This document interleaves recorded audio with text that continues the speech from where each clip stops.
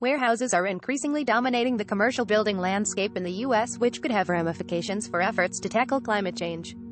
According to data recently released by the U.S. Energy Information Administration (EIA), warehouses and storage units have become the most common commercial buildings in the country, outpacing offices. That has the potential to cause greenhouse gas emissions to climb or tumble, and it largely hinges on whether warehouse can ditch natural gas. Compared to office buildings, warehouses that store everything from food to clothes tend to rely more heavily on gas heating systems because upfront costs of those systems are cheap, and they're easy to install, an expert tells The Verge. Even though warehouses typically use less energy than offices, there's a risk that their reliance on gas could increase the share of emissions coming from commercial buildings, which are already responsible for 16% of the country greenhouse gas pollution. For the Biden administration to reach its goal of having America's planet-heating carbon pollution compared to 2005 levels by 2030, it'll have to work to clean up warehouse operations. If the building sector itself has moved, that means our strategy has to be adapted, says Bing Lu, building subsector leader at the Pacific Northwest National Laboratory. If you look at space heating energy use because warehouses use less efficient technologies, it's actually concerning. E-commerce has fueled the boom in warehouses. E-commerce has fueled the boom in warehouses. Online retail giants like Amazon use massive distribution centers to sort and send out their goods. Every $1 billion in online sales generates 1.25 million square feet of warehouse space demand, according to commercial real estate firm CBRE.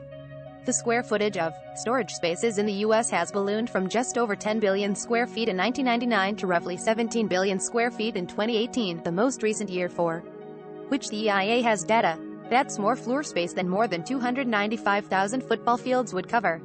While we don't have data yet from the EIA beyond 2018, the pandemic has driven up demand for warehouse space even further.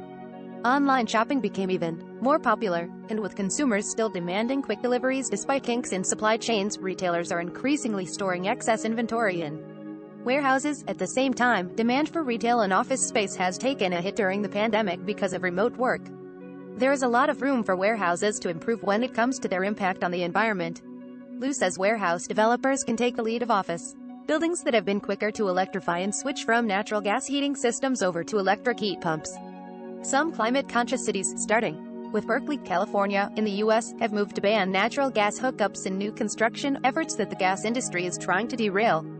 There is a lot of room for warehouses to improve.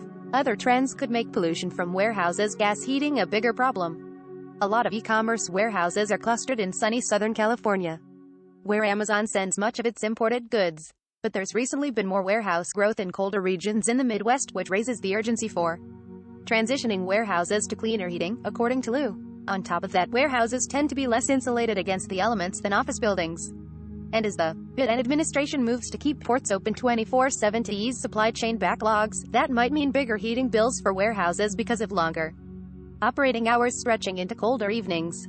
On the other hand, if warehouses sort out the heating issue, their rising popularity could potentially drive down greenhouse gas emissions for the commercial building sector. Unrefrigerated warehouses, which make up the biggest chunk of storage buildings, typically use less than half as much energy per square foot compared with office buildings, according to the EIA. That's because there aren't so many computers to keep running or people to keep comfortable with air conditioning and hot water. Ultimately, having a larger share of less energy-intensive buildings like warehouses has the potential to bring down total commercial energy use, Zach Merrill, an economist at the EIA, told The Verge in an email.